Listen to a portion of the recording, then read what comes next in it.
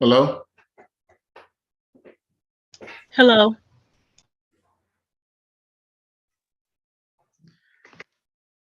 All right. Good evening, good morning, good afternoon, wherever you are on this beautiful planet. Welcome to the Inner Circle Live Asian session.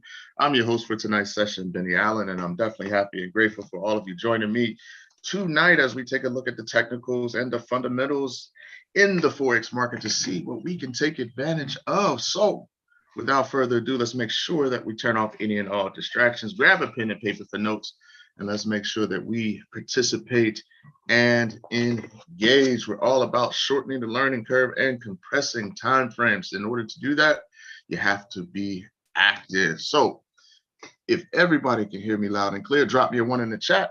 Let's participate right away, and let's get this show on the road for this evening. I appreciate it, right? So just as a friendly reminder for our new people, hey, if you're not asking a question, right, or making a comment, let's make sure that we do our best to keep our microphones muted up out of respect for everyone. So let me get out of here, right, and let's take a look at, right, the Forex factory.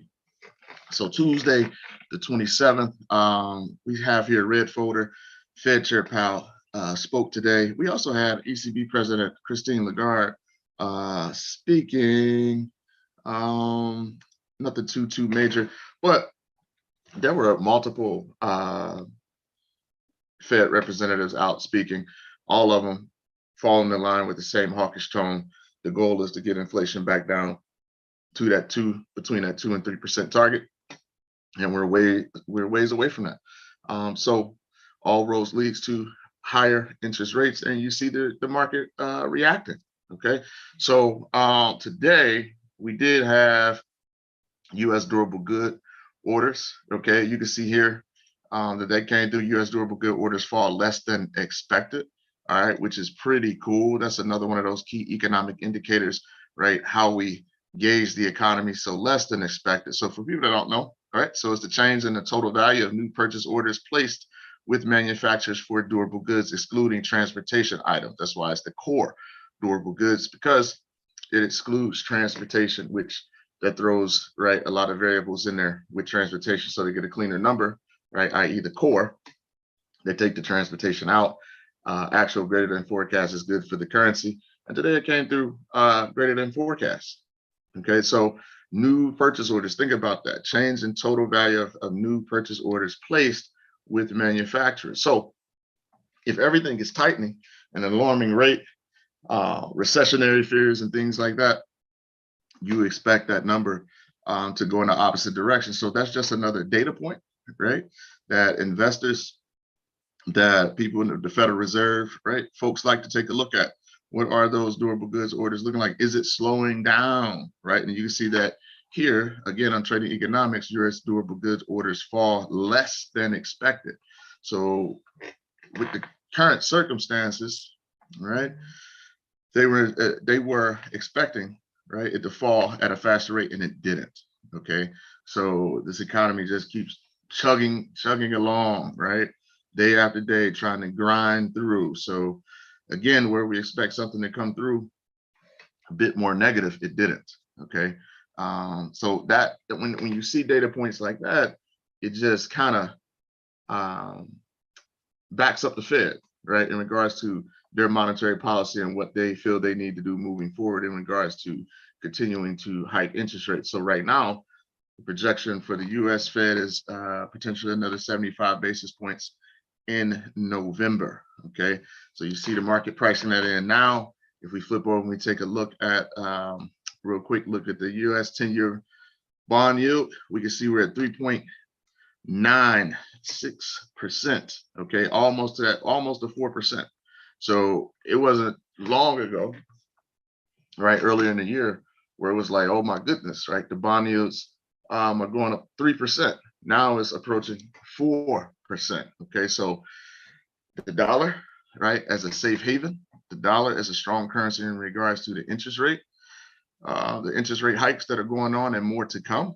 You see these bond yields going through the roof. So what I'm looking for is to see eventually some relief, right, in this 10-year yield, to see that come down a bit, because typically you'll see the move to the downside, right, a correction in that yield. So if we're going to have any dollar relief, typically you'll see it, the bond yields move first, right, before you see that DXY start to correct itself. So it's just a little gauge that I like to use. And so it makes sense though, right? If you can get, you're an investor, and you can get not a high risk major return like you can in the stock market, but if you're sitting on money and you can get a guaranteed return on your money of almost 4%, hey, you're going to take some of that money and put it into bonds. Why? Because that's really your safest bet, right? So it's not giving you a high crazy return, but it's giving you a return nonetheless. And right, your first job is to always preserve capital. So it allows you to do that, because one of the things that you can really depend on, right, throughout history is the U.S. government, right, coming through. So that's why you see money shifting to the bond market, because the yields are high, making things more attractive. So hey, I'm gonna put my money in a safer place than the stock market right now, and I can still get a return, right? Not the return isn't so big, but it's a return. Everybody following me on that? Drop me a 2 in the chat. Bond yields are important. Okay, put my money in a safer place and can still get a return. Okay, all right. So you've got a inverse correlation. So when you look at bond prices and bond yields, not gonna get into it too much tonight. We do, I think we have that in the back office somewhere. I had to ask Ryan exactly where we placed that when we talked about in depth about bonds and bond yields. But for right now, know that bond yield is high, making U.S. bonds, the 10-year treasury, very attractive. And that's where you got some capital flowing. And as a result, right, if we take a look at the U.S. dollar, we're still pushing. Okay, we're probably going to end up at this D extension, right? So it's hard to tell when you may see that correction and see some relief, but right now that dollar is rocking and rolling. Okay, our stochastic, we're up there, we're over 80%, we're 92% to be exact, but we're up right beyond that 127 zone. So not sure when that correction is coming, but it'll come. It'll come. But right now the dollar is long. Okay, so here's your weekly. That fib hit target a long time ago based on, you got an A6 retracement, 118 extension is just rolling, right? We got a correction at that level, retested this weekly support, but then look, it continued to push, right? Continued to push, took out the high, 20-year high, it took out. Okay, so we're looking at a very strong dollar, but nothing goes up forever. All right, eventually we'll get some profit taken. All right, so it's not going to happen as a result of a weak dollar, but just profit being taken. All right, any questions on the US dollar?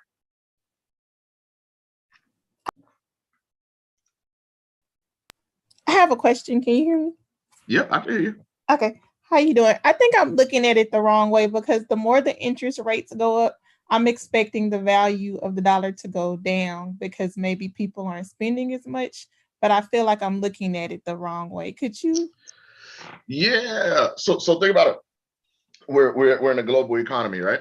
Mm-hmm. So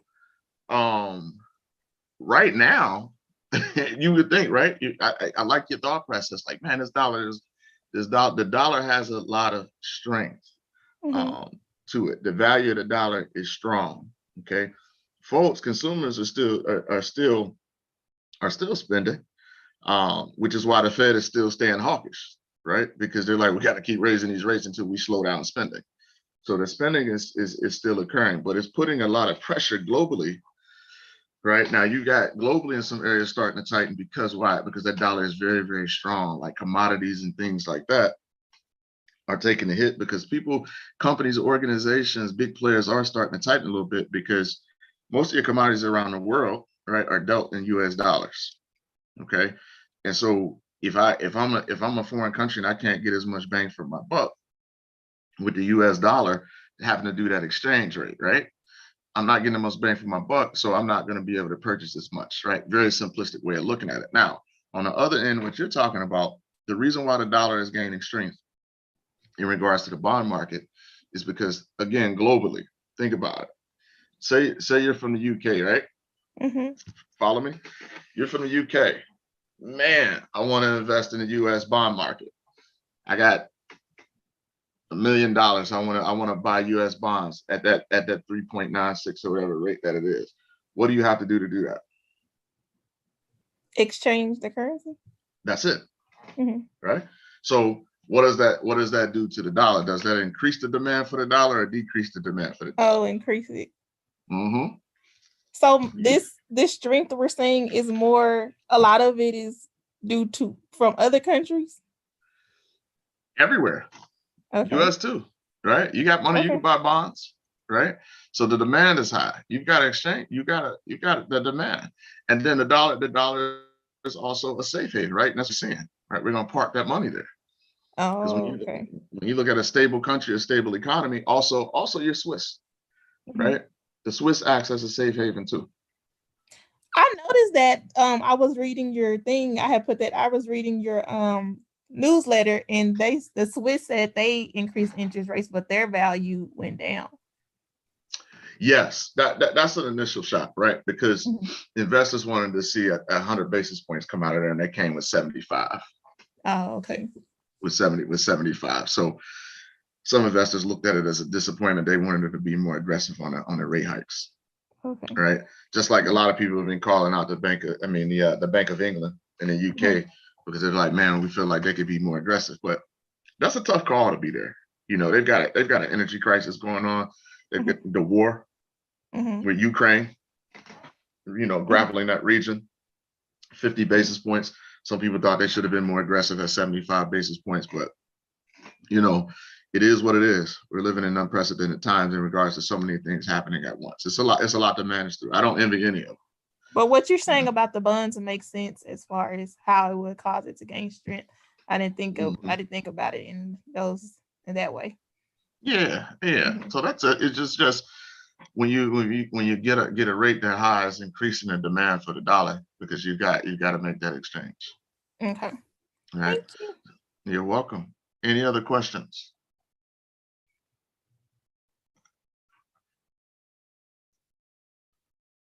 No. All right. So let's dive into the charts. I'm gonna take look at a couple of these Aussie pairs of pounds in regards to some of the things that are happening. The market had a shock. I mean, you're talking about 1,000 pip drops on the pound pair like that GJ and stuff like that. That's a shock. And sometimes you have to just sit back, right? Let all the investors and everything wrap their head, get wrapped around everything that's going on, and let the market kind of settle out and let the pieces fall, you know, where they have to, for you to start making some plays. So if we look at the we'll look at this Aussie CAD, right? And we call it this short for a bearish continuation, right? That's a beautiful play out of the zone. That's the 4 hours. Look at the daily, right? So we expect this to keep coming down over time, right? Here's that target. Okay, 400 pips away still off that 61.8 area, right? We are right now a little over 200 pips, okay, from the daily perspective, and we're looking for that to continue to move down. All right, so that's the 4. Stay bearish, okay. And these, when you move down through your lower time frames, these smaller waves are going to get you your shorter term targets. So we know we're 400 pips away, right here. So this is that daily. Okay, daily 1.618 D extension. But the smaller waves, right, as you move down through the time frames, gives you some shorter term targets. Okay, so here's an ABCD wave on the 4. So we expect our D extension here, right? But we're still not to that ultimate daily extension. Okay, so if we come to the 1, this is a while ago where we were looking for that trend line break, and we got it. We got it. So we've got a just shot at 86 or 786 pullback right here, 78%. So on this 1 hour fib, we expect a 1.27 D extension. Okay, so it's just a matter of it breaking the support at 88.15 and tagging that extension. All right, everybody follow me on that. Drop me a 3. Right, higher time frames control your lower time frames. You can develop your shorter term targets off your smaller waves as you move down through the time frames. Ultimately, is all moving in the same direction. I know sometimes that could be a little bit confusing, especially for newer folks. But if you're hanging there long enough, you'll get it. It'll click. It'll click for you. Okay, let's put the time in on the charts. So that's the Aussie CAD. We're looking to stay bearish. I wanted to take a look at this Aussie dollar. All right, our big mover. Okay, and just look at it. We broke that 66, and it's just moving. Right, it's just moving bearish. Okay, you move up to your time frames. You get to your higher time frames. Get outside the frame a bit, and you can see exactly what the price action is doing a lot more clearly. Now, this is your daily. This is what it looks like off that daily swing. So you can see off this daily wave, okay, look at that reversal. Okay, it didn't quite make it to the D, almost. It's a crazy move. Now look how it's turned over. Lower lows and lower highs. We got an 8-6 retracement. So the market's taking back 86% of what it gained to the downside here. This AB move, there's your reversal. And now look at it pushing, that C to D push. And here's that 1.18 D extension. So that's the daily target there. Okay. So now it's just a matter of how many times it wants to correct on this way down. Okay. And that's just how fundamentally, that's concrete. Right? It's just how the market moves. You can see it with your own eyes. It's not hard to see.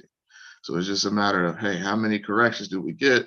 How many opportunities will it would allow me, right, to either play those 80-20s or get those high prices to enter an initial position if I haven't been involved in this move, or potentially add to my position that I already have open.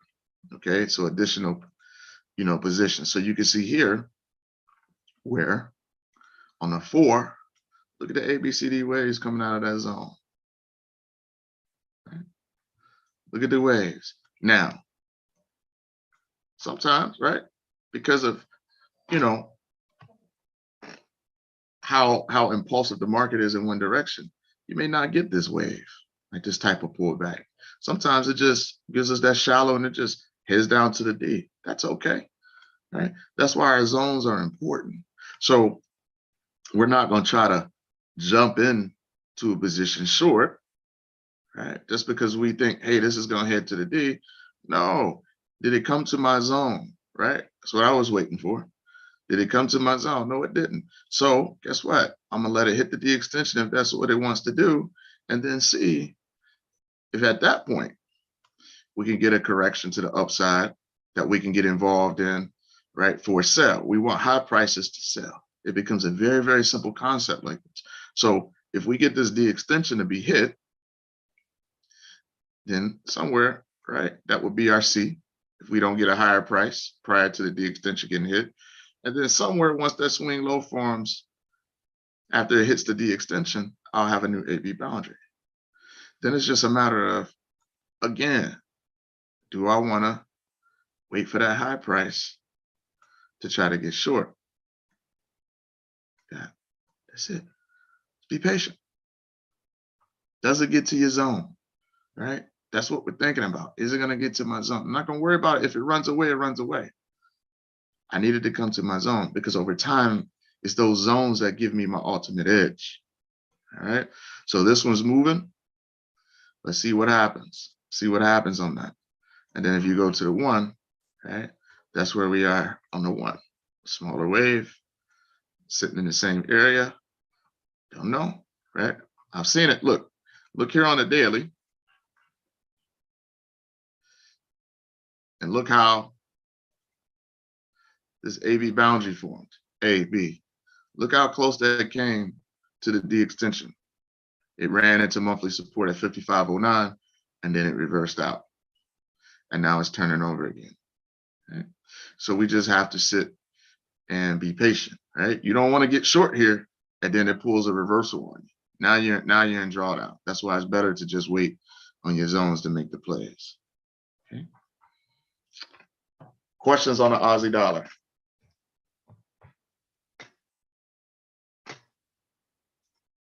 No.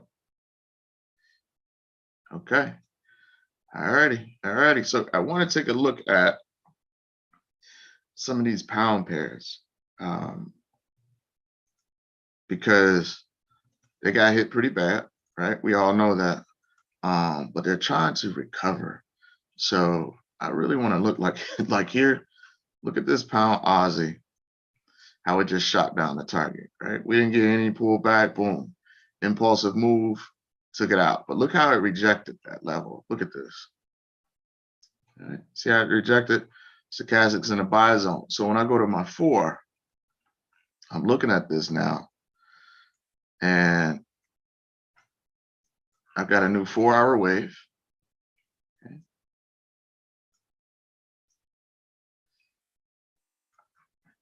And we pull back to a 382. Okay. Now, my stochastic's back in the sell zone. So with the way I like my setups, okay, I'm not pull this out like expand the screen. This is not my play, right? So if it were to turn over off that 382, hey, I'm going to let that one go. But since I am fairly bearish, okay, we can let this go now. We didn't get this. Okay, we didn't get the pullback on that.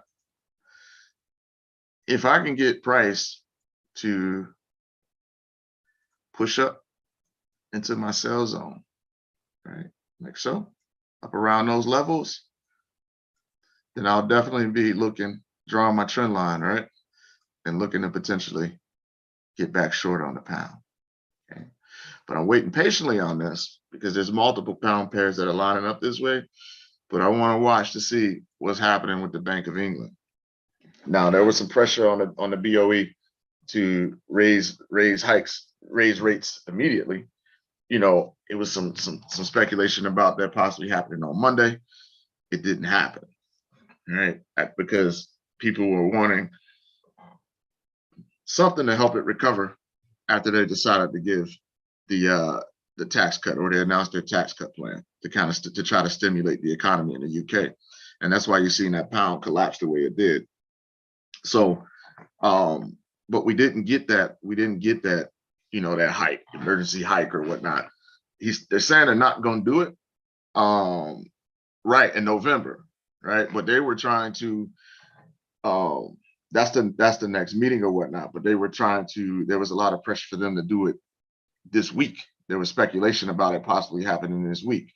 Their regular schedule was for November, just like with the U.S., Jeremy. And thanks for pointing that out.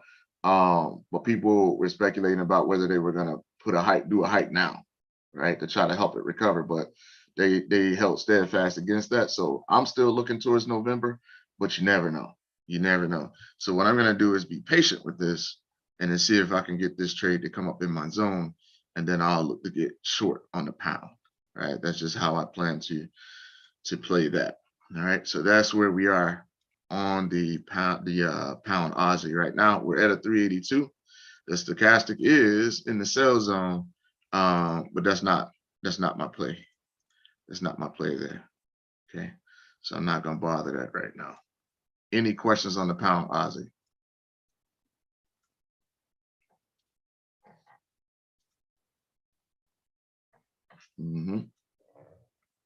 I love prices, right, to get into that sell zone because I could put still a fairly wide stop.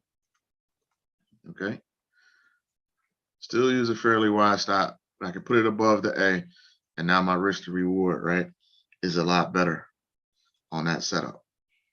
Okay, a lot better on that setup. I can put my stop out of the way. I've got a nice high price in my sell zone, and then I'll look for a reaction if it gets there. All right, so that's the pound Aussie. I want to take a look at the pound CAD. You can see it, all right? See how they're moving? Okay.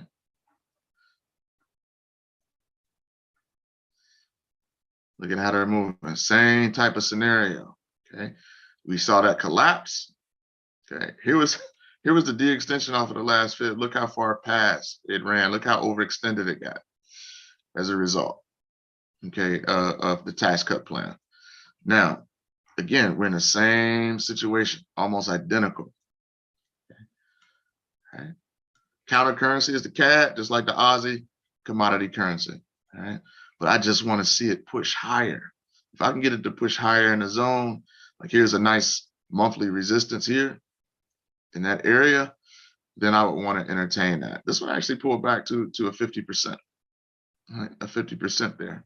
But I would love to see it give me a deeper push on the pound CAD. So these you want to put these pairs on your radar for the pound and just continue to monitor them. Because think about it. If it pushes up and it reverses, this is 50%. No real structure there. But if it turns over, you've got time. Right? You've got time to let price, okay, do what it's going to do, reverse, okay. You can draw your trend line, let price reverse. And then you don't have to be so aggressive off the trend line if you don't want, because if we get a pullback, say to a 61.8 hypothetical, then our D extension is going to be at the 1.618. Okay, that's the correlation right there. Bang. So if we turn over from there to 61.8, hey, that's 2,000 pips on a 4-hour fib. So you've got time. You've got time if you want to be conservative and let this trade turn over in the zone and make a lower high. Oops. And make a lower high like that. Okay. You got time to let those type of things happen. If you want, if that makes you feel more comfortable, or a break of the cloud.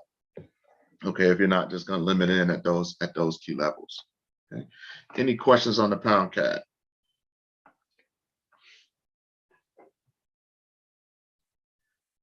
No. All right. Is everybody kind of starting to really understand the thought process behind, what we do? Yes, no? Yes. Okay. It requires a lot of patience, but these are bigger moves that we look for. All right. So just wait, pick your spots. All right. If you've been eyeing this and you're a trade, hey, I like taking trades off of 50, then you might be already short on it. You might be short on that already. I usually like, if I'm at a 50% level, I usually like trying to look for some type of structure, to see if there's any structure there before I get into it. But I don't really see too much at that level yet. But you wouldn't necessarily have it because it's making, brand new fresh lows. So you might not see that on that pair. I want to take a look at the pound Swissy. Okay.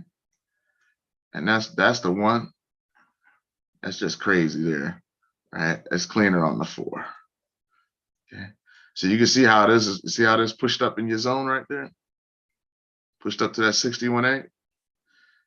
All right, get that out of there now. We don't need it. You see how that pulled back to that level that you want. You want 61.8 and deeper on those pullbacks. Okay. Get you a high probability setup and a great risk to reward. And you can trade small and you can scale into those positions. Okay, so you can see it's kind of moving sideways now, but we got to tap on that 61.8. Okay, so off your 61.8 to your D extension is 1,200 pips. Okay, it's 1,200 pips. You stop. Okay, it's up around 450 or so. Okay, you're dealing with a pound Swiss. Now, you may say, all right, Benny, that's a huge stop. All right, so you got some choices. You either play your stop above the C, Now we know we risk getting stopped out at a higher percentage. Like that. You put it above your C and see if it gets short from there. You can do that. Okay, you can do that. You can leave it above your A. All right. You can wait for that push down and a pullback, which will still put you in the same position, putting it above the C like that. So you could play it however you want to play it. I just tend to, most of the time, I like keeping it above the A. I'll keep that stop wide. I'll divide my risk by my stop. It'll be super small, but I know that if I've got 1,200 pips or so to go, I can add to that position once it moves in my favor. So I don't have to put so much stress on that initial position. All right, everybody follow me on that? Drop me a 4 in the chat.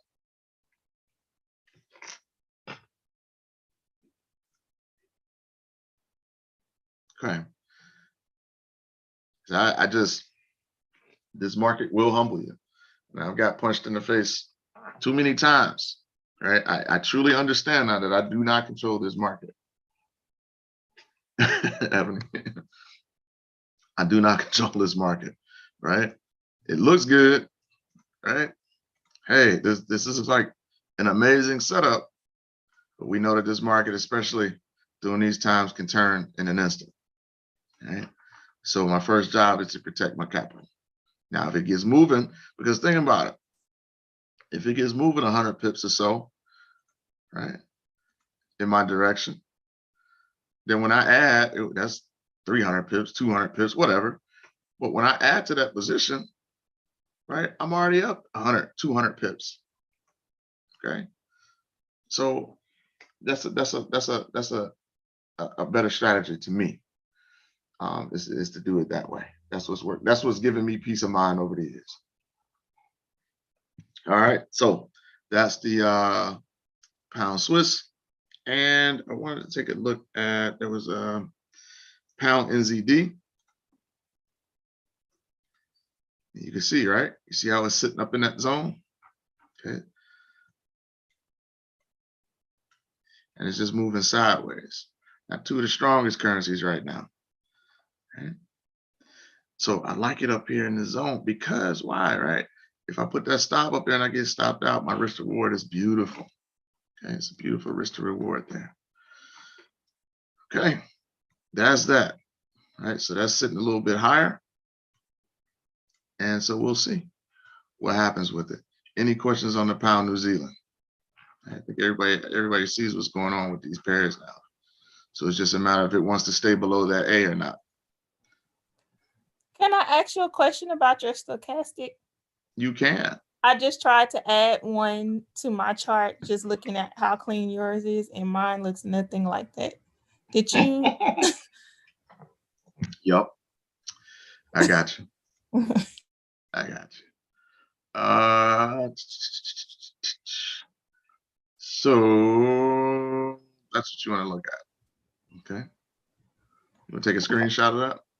Mm-hmm. Okay. Now, hold on, because you got to see the second half of it too. Okay.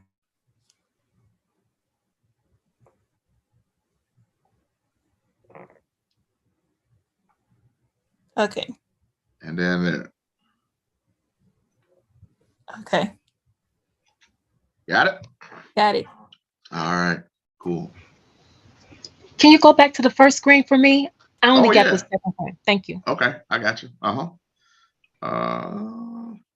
me go back.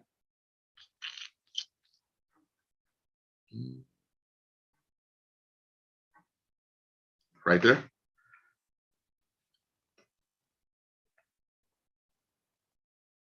Yes, that was it. Thank you. Oh, you're welcome. All right. So that's our pound New Zealand, right? And all of these pairs, right? Because things have been so crazy with the market. Wait for your confirmations, right? Let it tell you. We know we're in these zones, right? But let it see if we can get a good downside push and a correction, right? If you need that extra confirmation. So I just want everybody to know, like me, I do a lot of limiting in very small, but if you're the type of person that you're not comfortable with that, then just wait. Just wait, let it push down and give you a pullback. Okay, then try to play it from there if you want to. So Many ways to skin a cat. All right. So pound dollar. See how that's turning over? This is a 1 hour play. You see that?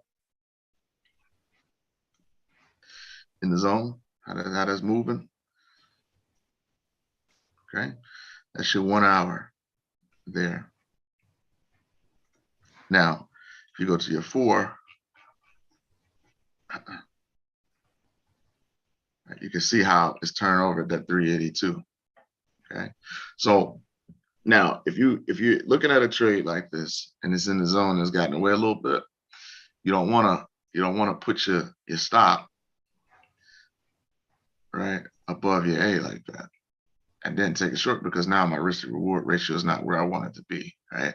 So those are the type of plays where you want to bring it down, right? You want to bring it down above a high at that point to see if you can get it to go in your direction, but you don't want to leave it super wide, because then you're not getting the most bang for your buck there. All right. So from here, see that 446, right? Now that D extension is at 775, still pretty daggone good. It's a large move. But when you look at it, well, hold on 1 second. I might be wrong on that, everybody. What's the high on that? 109, that 29. 109, 29. Oh, so yeah, still a D extension projection. So that one's just going out of the zone, potentially into your D extension. So that would still be a pretty good risk to reward ratio if it headed down to that D extension. All right. So I guess my point in that is if a trade gets away from and it's starting to move and you see it late, right? And it's down like this, and then it pulls back, right? You don't want to, at that point, you don't want to leave that stop up here. You want to bring it down above that high, right? That'll give you a better risk to reward at that point if the trade gets away from you a little bit. So that's it. That's the pound dollar. 4 hours giving us a 382 in its turnover, but it's in a sell zone. So this might be one that bounces off that 382, but it gave you a deep correction on your one. So it just depends on what time frame you plan on. But I don't know. I can't help but be bearish pound dollar right now. When you're talking about taking a shot at a position, that you're talking about two extremes at this point, which is what you like to see, which is why you see this down off the high. Right. Almost 2,000 pips. Where is that right now? 1,600 or so. All right. So major moves. So that's the pound dollar. So those are the pound pairs. Keep an eye on those. See what they want to do. Right. Trade small as always. Trade small. I also had. Hi, good night. Excuse me, Danny. Can we look at the Euro GBP as well, please? Yeah, absolutely. You're welcome. Euro GBP. So this one, I'm thinking continuation long. Mary, what are you thinking? Long. I'm kind of mixed because of the way it reacted at that monthly level. Mm-hmm. That 92.30, but it's still within my AB boundary. That's Yeah. on the 1, on the 4, right? The way that's sitting, I was looking at this earlier, like, man, like, is that a 61? I mean, the risk to reward is there, at least even if it moved up to retest that 92.30 area. But that was a wicked reaction off that level. Look at that. Right. But somewhere up there, 92.38 or whatever it was on the monthly. Let me I don't know what I got going on, but anyway, it was that was a crazy reaction off that level. So maybe, but sometimes though, right? We know that it'll go back and retest that level. That's why I'm still thinking bullish. What was it? 92.30. That's what it was. Just What know you you think? have to wait. What'd you say? Just know you have to wait. Yeah, I know. Oh, yeah. I know. You still in it long or you're out? I'm in long. You're in long still? I'm in a pivot drawdown. Yeah. Okay. Yeah, I can't like with what's going on with the UK. I can't. I favor the euro. I favor the euro over the pound. So I'm thinking long on that. I mean, like I said, the risk to reward is there. If somebody's taking an initial entry on that, I mean, hey, it's there. If it goes, it goes. If it doesn't, it doesn't. But it's in the sweet spot, you know. Yeah, because I think they're looking to bring a vote on non-confidence against the new prime minister. We'll see. Yeah, we will. It's gonna be an interesting one, but it's been a good one though. It's paid out well finally. Finally, so that's that on the Euro GBP. Before I keep tearing through, do we have any other requests on pairs that we want to see?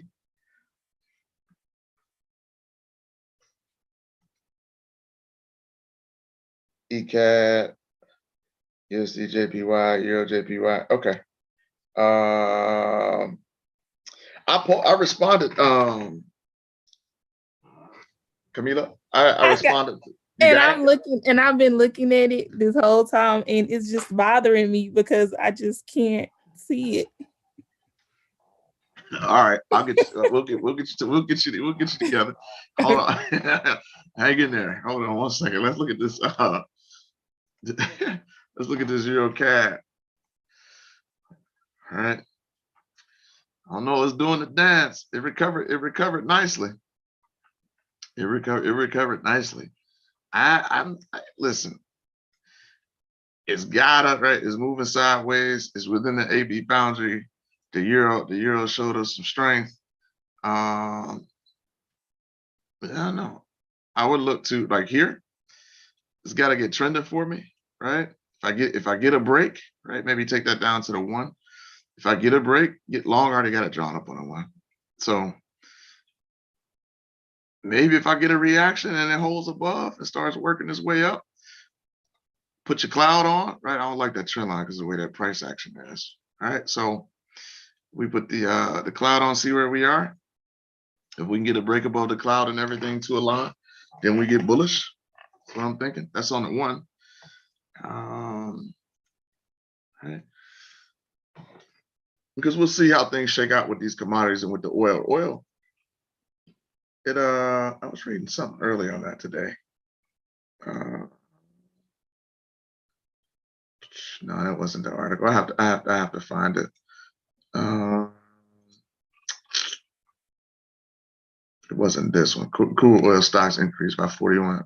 Yeah. It's gonna be interesting to see what that in regards to demand. I got an increase. So, it's gonna be a tough one. But if we get a break above the cloud, then maybe we look to take it. Maybe we look to take it long. Like I said, it's still within the AB boundary with all that downside pressure, right? You can't help but respect the fact that it didn't take out the A, and it's still hanging. It made a decent recovery, and it's hanging above this 4-hour. This 131.53. So it put the cloud in there. If we get a nice clean break above the cloud, maybe willing to take a shot on that. Right, that's gonna take some time. That's how I play that one there. See if we can get some bullish momentum.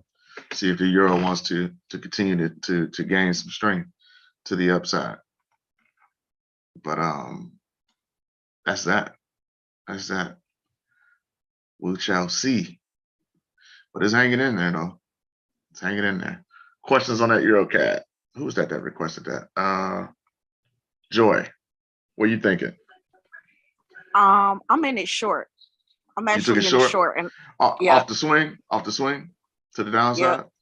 Yep. Okay. Yep. And I was waiting for a swing low to form before I put my limit order in, because I noticed it started. I seen the news about the oil, and I'm like, maybe it'll push it down some. But then I seen those two engulfings, and Yeah, I said, well, I'm just gonna hold it short till I see a swing low form, and then I'll get out. Yeah, the B2C move was beautiful, right? I don't know if I know we posted some of the euros in the Telegram that was setting up for that correction, but it had been bullish, right? It had gained some bullish momentum. But the thing that I was focusing on here, right, for possible bullish momentum, it's this weekly level that it ran into. You see it there? And the reason why this is so tough and it's not clean, right, is because it's ranging, right? Let's just be honest about that. It's ranging, but it started to come out of that range a little bit. Okay, and then we got the fundamental stuff that occurred, right? You got that spike down. So we'll continue to watch it and play it. We know that there's more favorable pairs out there. Your short play was beautiful, the B2C move, you know, so you made your money on it, but just know that it's ranging from the higher time frame. It's trying to figure out what it wants to do on that. So this just was wait for the 1 hour and I was gonna wait for the 1 and the 4 to line up together, and yeah. then I see what happens. This was the killer right here, right? Yes. And so when I seen that, when I seen that, I was like, it's gonna keep going low. And that was my thought, said maybe it'll start heading towards that D extension on the daily when I seen that that candle right there. But then it started ranging, and I'm like, I'll just see, because it still hasn't hit the 382 yet, and it broke that structure. But I was like, I should get out when it broke that first structure right there at 288. And once I was like, I forgot about it, and then I seen that pin bar. I was like, I might got a chance. So, yeah. No, it's there are no exact answers on this, right? It's when you get these prices ranging, you know, I was thinking breakout because it gained that momentum, right? Broke back above that 129.51 and it made higher highs and higher lows and it pushed. But then we got that reaction right there, that 133.28, you know. So we'll see. We'll see how it swings. We're into the Asian session. Okay. So you close out tomorrow, that remains higher than that wick low, then you have another support level there. All right. So we know, right? I love these challenging ones too, right? Trying to figure them out, but we know there's easier plays out there too right now in the game. So you can see that ABCD wave there, right, that occurred, right? And we're not even there yet. So you got that nice complex pullback, and then this one, like I say, that was a crazy one there.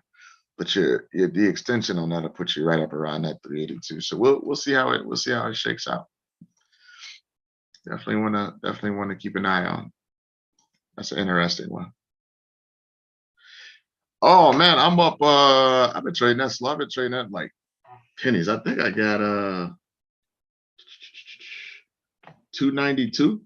20,292. So almost $300 on that, on the Fibers account. So I'm trading in like 10 cent, 20 cent. So far so good. We'll do an update on that. Yeah, it's coming along. I think I think it's 6 months. So what is it now exactly? It's 20,292.56. But I am, it looks like I'm about to lose like $6, $6.24 on the Euro NZD. So, but I think I got it going the wrong way. Let me look at this Euro NZD real quick. Let me check this out.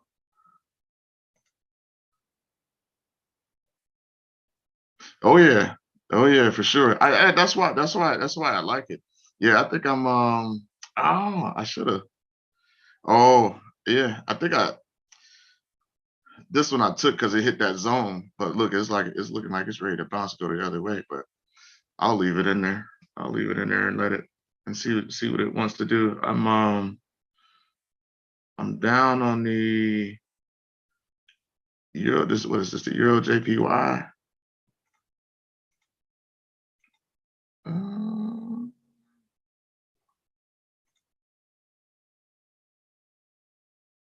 Yep, that's turning over. That one's turning over. I don't know what's gonna happen with that one. we'll see if it can give a pullback. But that's some crazy price action there.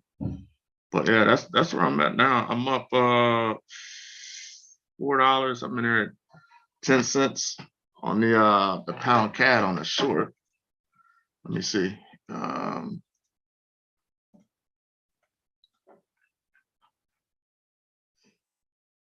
This pound CAD is at 10 cents, so that's at $4.42. So that's what is that 44 pips on that one.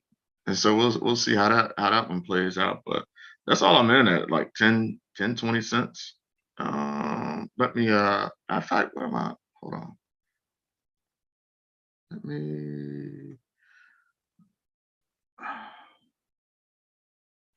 Let's see if I could pull up at least the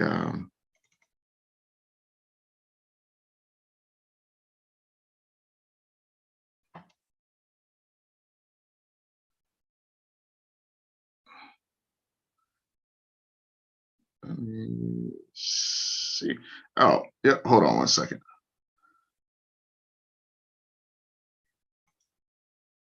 I think I can. Yeah, I could do it. I'm sitting up here looking at my phone. I don't know why I just don't pull it up. Hold on. Can everybody see my screen? Yes? No? Somebody let me know, because I had to switch to share. Yeah, you have MT4.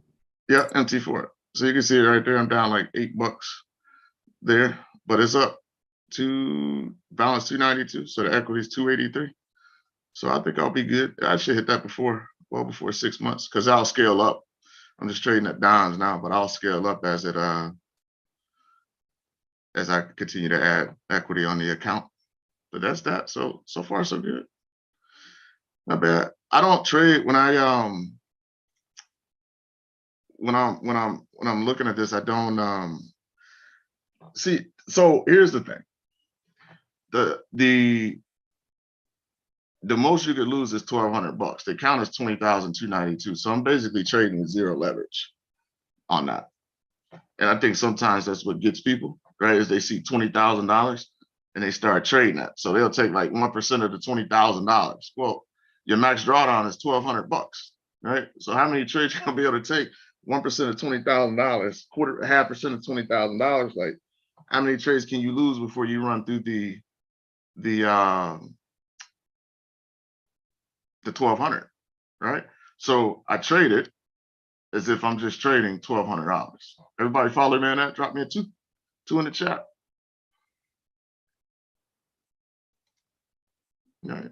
And I think that's why a lot of people get smoked, right? It's because they look at that big number, and they're not looking at, well, this is really a let me go back. This is really a $1,200 account in essence. And then the cool thing is that once you hit, I think the target is 1,400. So once you hit the 1,400, they quadruple it. So they quadruple it, but I'll still only trade, right? So it goes from the 20,000 to 80,000, and I forget what the max drawdown is for. Let me try to figure that out.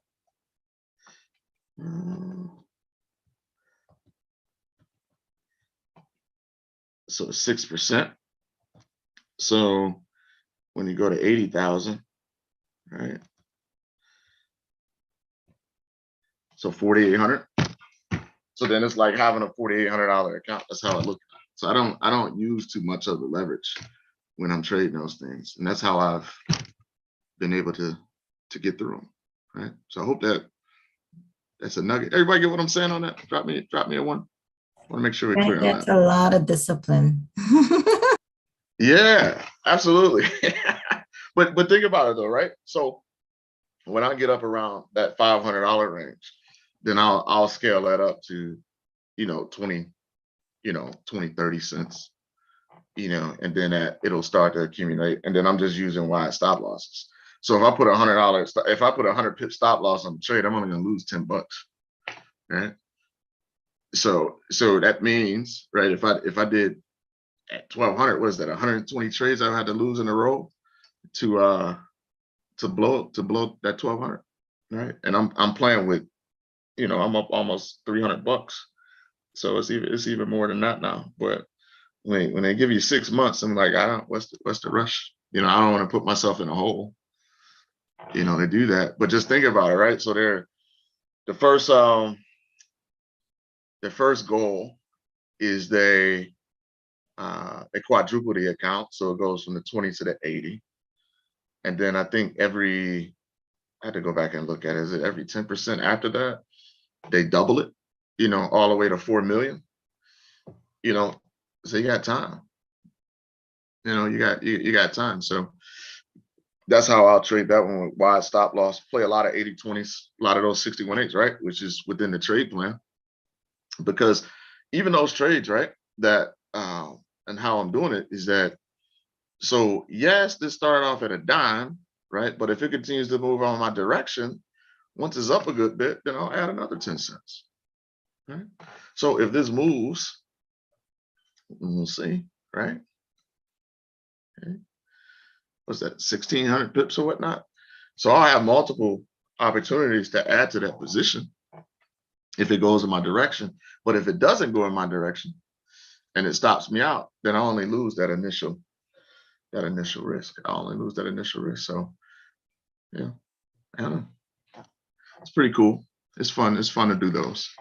Get involved in those. So you guys, you know, whenever you feel like you're ready, you should try it. You should definitely try it out. See, and now some folks, they like it. You know, you might do a FTMO challenge or something like that, where there's a shorter time frame. Yeah, make 10% in 30 days, which is really like 20 trading days, because, you know, most people don't trade the weekends. So 20 trading days or so. You know, so if you like that type of style, that type of pressure, then you can do that. You know, you're gonna use more leverage trying to make 10% in 20 trading days. But some people, that's their thing. They like trading that way. So there's a lot of good ones out there. All right. Any other questions on that? Thanks for bringing that up. For sure. It is pressure in your verification stage. Awesome. Kim, who are you with? Kim, you with FTMO or you with another one?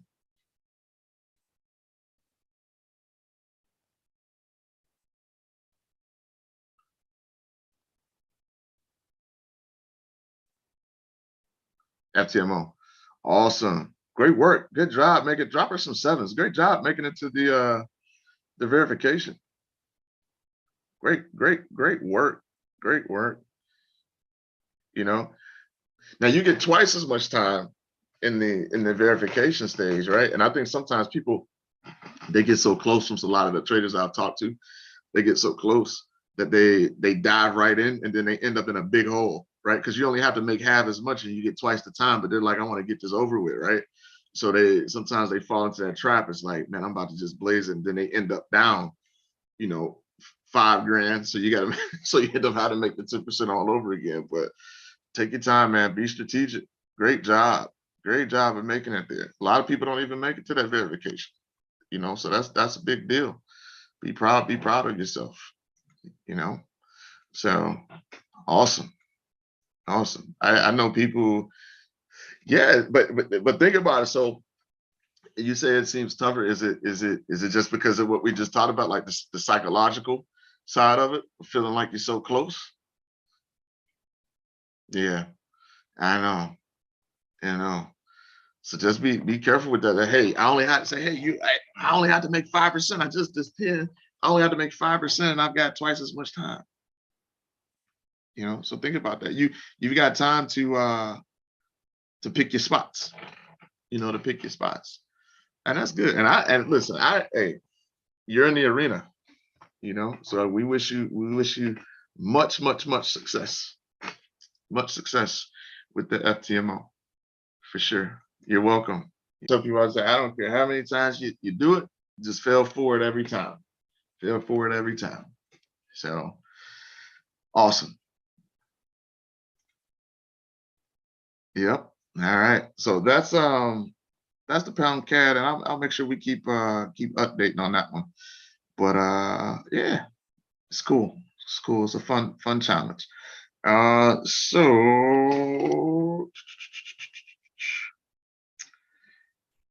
there was, I wanted to look at before we wrap things up, I wanted to make sure we got to look at these other pairs that were requested. Let me see.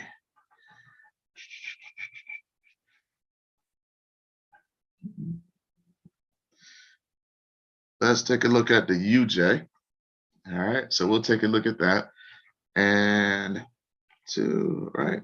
And just around, if you pick your spots, like I actually haven't, just around, like, hey, we're looking for big moves. So I actually haven't traded because I don't have it on a trade copy or anything with my other accounts. So that's one that I have to just pay attention to on its own. So I haven't placed as many setups on that one just because of, working on my other accounts. But, just know that, hey, sometimes you can get in that one good setup and just let it go, and it'll take you home, So USD Jpy. Let's take a look at this one real quick. And pushing, right? It just keeps pushing through the zone. This is the weekly level. So we're beyond. Look at that nice retest. It's crazy, right? Market likes to retest areas that it breaks. And now it's just pushing bullish. So this is the August 9th, 1998 high. So when we say we're getting to some extreme levels, we are not exaggerating. So there it is right there. And it's looking like we're headed there to 147.66. Okay. So we had some indecision last week, but already this week, it's like we're deciding we want to go long right now. So if we go down through the charts, you can see, right, where, yes, we're in the AB boundary, but we're trapped within this range. This daily level is 145.89, 140.34. Okay. So we need to break out to get that at 147.66. Now, if we do that, it'll be interesting to see how many other folks was eyeing that 147.66. Okay. 1998. Okay. It's the last time we were at that level. But if we get there without making a deeper correction, then that puts us right in that 80-20 zone on the daily. Our stochastic could probably be back in the sell zone. And it'd be interesting to see if we get a reaction and some profit taken on the dollar at that point. So that's where we are. See how we're just trapped in between these two levels? If we go down to the 4, okay, we go down to the 4 and scroll out, you kind of have the same thing. So this is what I was saying about how, right, we're in an up AB boundary, but we're kind of just in a range at this point. Okay. It's got to make some decisions. That's the 4. See what that's at? Look at that. All right, so we either need that breakout to the upside, right, or we need to form that high here, and then price comes back down to retest that support. If we come to the 1, okay, your smaller wave, look at where we are. So your smaller wave would lead you to believe maybe we break to the upside. We're within the AB boundary at a 61.8 level up against that support at 140.34. Strong dollar, maybe we get that break. So if we come down to, I don't have a 15-minute chart on here.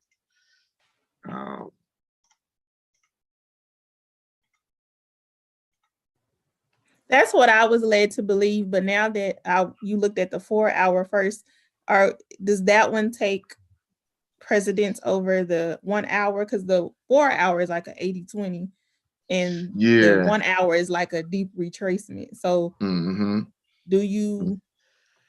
Does the 4 hour rule out that one? No, it could break. It could break. It doesn't, right? Because we have those times, right? We like to say 20% of the time where you don't get a correction and it just pushes to the D extension, right? So if we see that bond yield creep up at 4%, that's gonna push right through there. It's gonna. And I also see your stochastic is in the sell. It's in the sell zone. You're right. Okay. You're right. But so when you've got something that's fundamentally strong as the dollar right now versus this yen, right? some of that kind of goes out the window, right? So your stochastic, it'll tell you like, hey, you know, we're overbought momentum wise, but it doesn't tell you how long potentially, right? You could stay there. Okay. That could sit up there for a while. So those are kind of just extra gauges. This in here is not an easy call. It's not an easy call. I mean, by default, you stay bullish on the dollar, you know, and you live with the results. But this long impulse move here, like I could see another correct. That's why I went down to the 15. Mm. You know, that can go either way right now. That can go either way right now. I'm not trading it Okay. because it's not, you know, because I haven't been in a long-term swing on that dollar yen, you know, for a while, but you know, I'm not trading it. But you got a good reaction here. It's just a matter of the dollar yen moves, man. It can be dead like it is, and then boom, it pushes. So watch if the bond yields hit 4%, you'll probably see that push through that resistance. So you would just let it hit its D extension and then trade it after that, and not trying to get in on the. Yeah, I'm sitting. That's me personally. I'm sitting on the sidelines on it. You know, if you're long, if you caught this long off that push down in that long, then you just manage your trade, adjust your stops and things like that to lock in some profit at this point, because that was a big move, right? Look at that. You know, that's a hard call. Look at that price action. That's just you know. That's why it was bothering me. I'm like, do I go up? Do I go down? I can't sleep tonight. No, when in doubt, stay out. Yeah.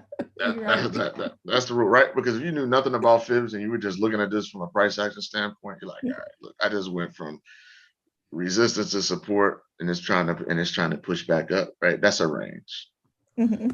That's a range without the fibs on there, right? We're just eyeing it up as price action. That's a range, and you just had a crazy impulsive move, and you gotta bounce. Oftentimes, when you get those strong fundamental occurrences, prices, the market's gonna take back a lot of it. It's got to get back to equilibrium after a crazy move like that. Okay. So that's what you're seeing now. If you get a dip, you know, like on this 15, if you start to get a dip, because this is that leg right here, you just zooming in on the 15. If you get a dip back down into this zone here, right, and it looks like, you know, what's going on with my chart? It's looking like it wants to hold in that zone, right? Then maybe you take a shot at that, right, on the 15. Okay. But I would let it fall to see if it's gonna find some support there. You know, and then I probably would lay a trend line over that, right, to get back long, just some additional confirmation and play it. But I would let it give me a deep correction for. I wouldn't buy it right. I wouldn't buy it right now. Yeah. Okay. Thank you. Not this move 400 something pips. You know, nah. I need because it's not relief. Even. It's really not even enough pips to, at least on the 1 hour, right now, to justify getting into the D extension. You're right. Exactly. Exactly. You got it. You see it. You see it. You see the importance of the zones and things, right? So that some stuff it becomes common sense after a while. Like, nah, I'm not gonna do that. But you know, when I was a young trader, I was doing that stuff. Like, I think I was more or less waiting on it to hit so it could create a new field and I could start over from there. That's it. Because it's so close. I'm like, okay, just complete this field, and so we can start a new field and we can go from there. That's it. Because look, we look at so many pairs, right? You know, you're just looking to run your filters. You know, or is it in my zone? Maybe it's 2 pairs this week. Maybe it's not any pairs. Maybe it's 3 or 4 pairs the next week. But just wait, right? Because they're powerful moves. So, indeed, everything got pushed down.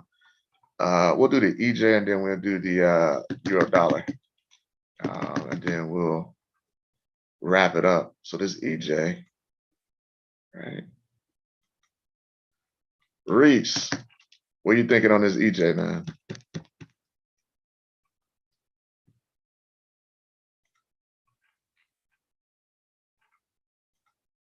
Oh.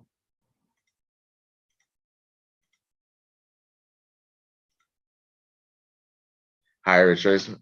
Yeah, that's what I was thinking. I was trying to play that, but we'll see how it goes. We'll see how it goes. That's what I was thinking too. I was trying to play it out of that zone, but it pulled back on me a little bit, which has got me negative right now, but it's cool. That's what I'm thinking too. Higher retracement. We'll see how it plays. Right. I'm thinking that push up, and then we'll see what happens.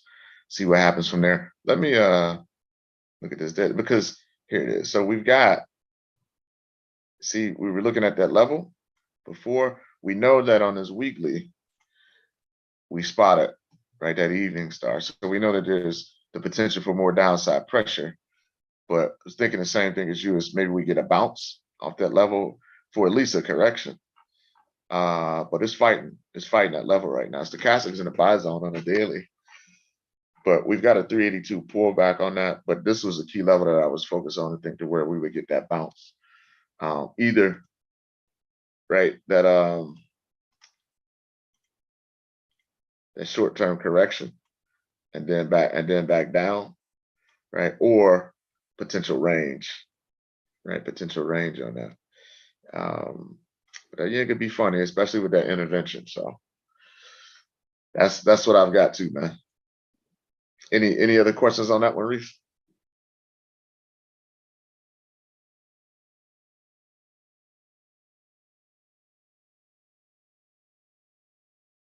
No.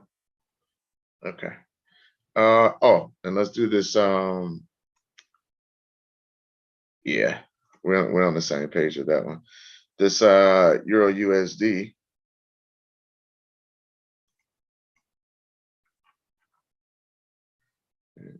About to come into that D extension on the 1. It's just bearish right now. On the 4 though, right? So I was looking at this earlier too. You do have a new AP boundary.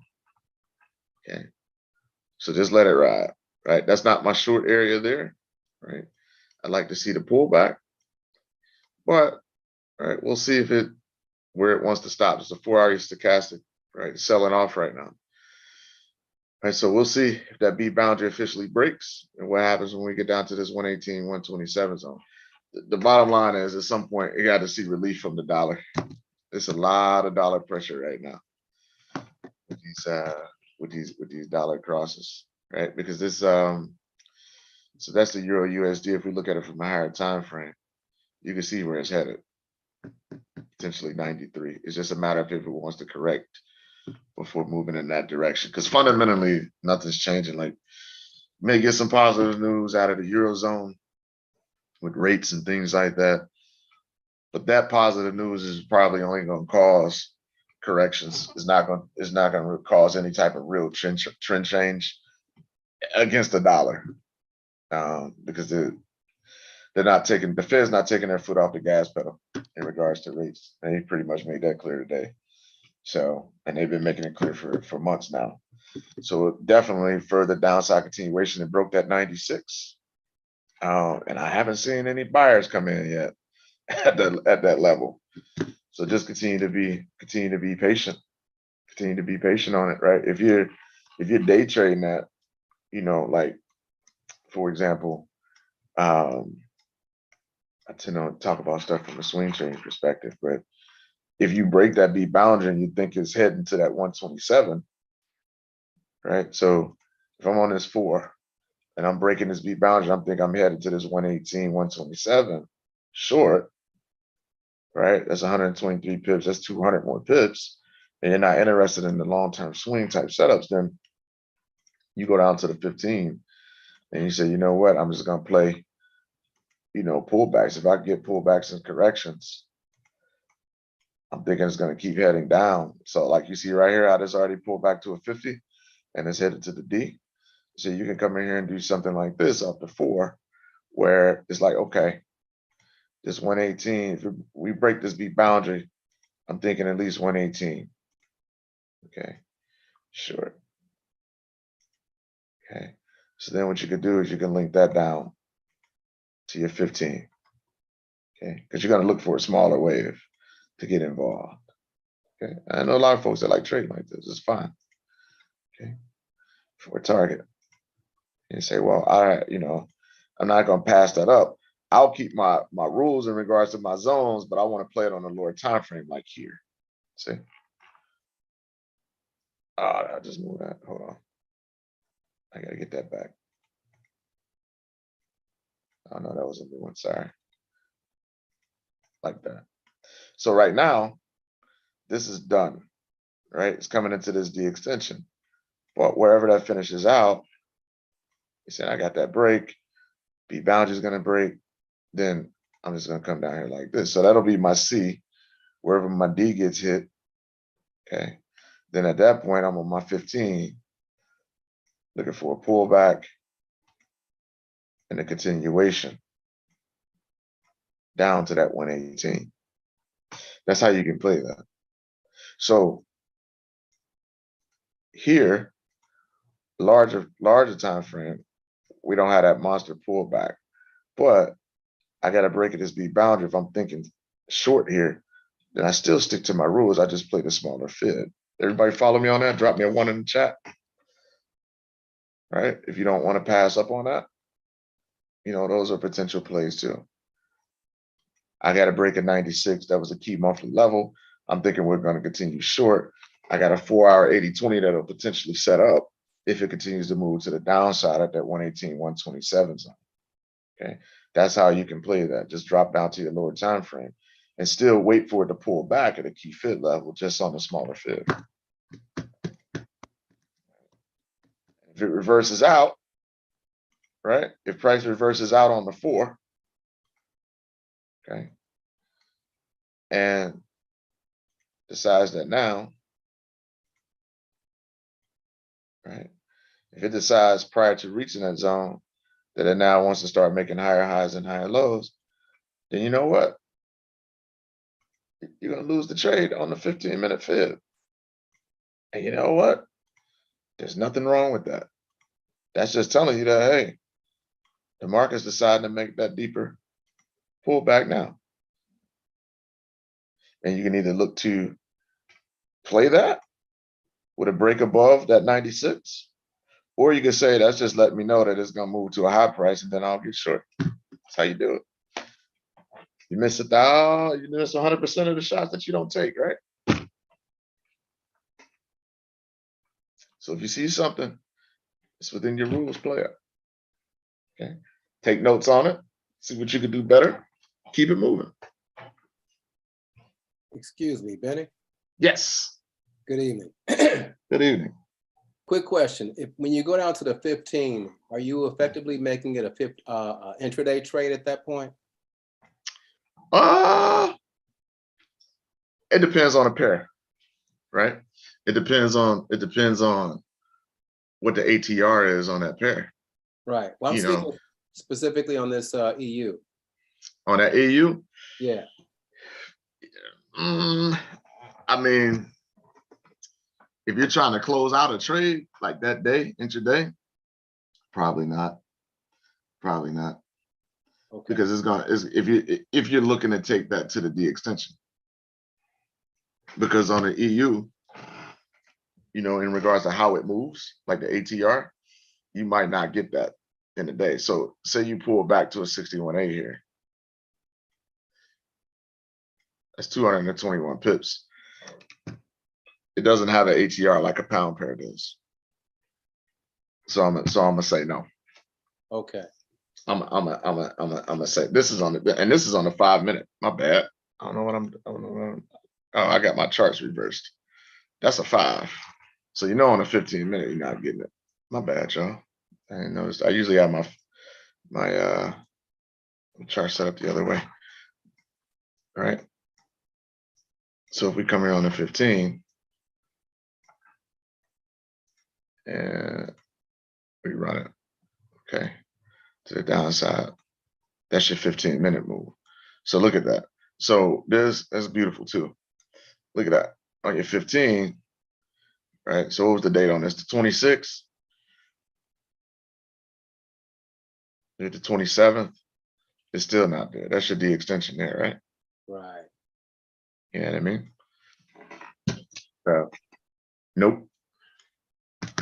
Okay. Thank you. Yeah, you're welcome. You're welcome. So even on your 5 minute, right?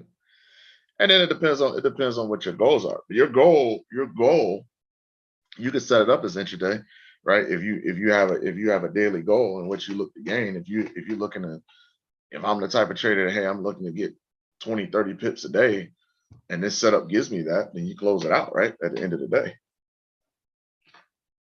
If it's where you want it to be, right? So if you, for example, here, if you played a break and a retest, and my goal was 25 pips a day, you probably got it. That's almost 60 pips. You follow me on that? Yes. Yep. Okay. So that C to D move, right, from that C high to that D extension, that's not going to put you in a position for intraday. You're gonna have to close it out prior to its reaching its target if you want to be done at the end of the day. You know, but there's some pairs where you can get those waves on a 5 minute, like here. You can get those waves to play out, you know, in the same day. Like a lot of your pound pairs, like a Euro Aussie, things like that, when they're really moving, you can get a target to be hit there. ABCD move, but not your Euro dollar. It's a great question though. All righty, that's the Euro USD. That is all I have for this evening. Great session, everybody. Lots of great questions, lots of really good interaction. Kim, when I got in EJ last week, the banks got in, it's an instant 100 pip. Right, absolutely right. And then it started changing. I got scared. I wish I'd have stayed in. $1 lot. I wanted to cry when I saw that it finally started dropping. Yeah, yep. It's happened to me too. It's happened to me multiple times. But hey, it only changes with time and experience. That's it. That's what's gonna set you up for the big money later down the road. Those type of experiences, right? You jot it down in your journal and you remember how you felt when that happened. So appreciate you sharing. Any other questions before we close out?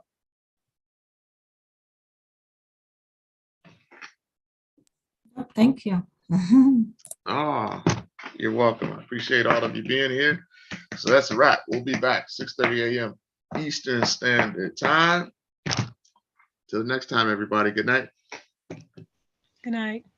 Good night.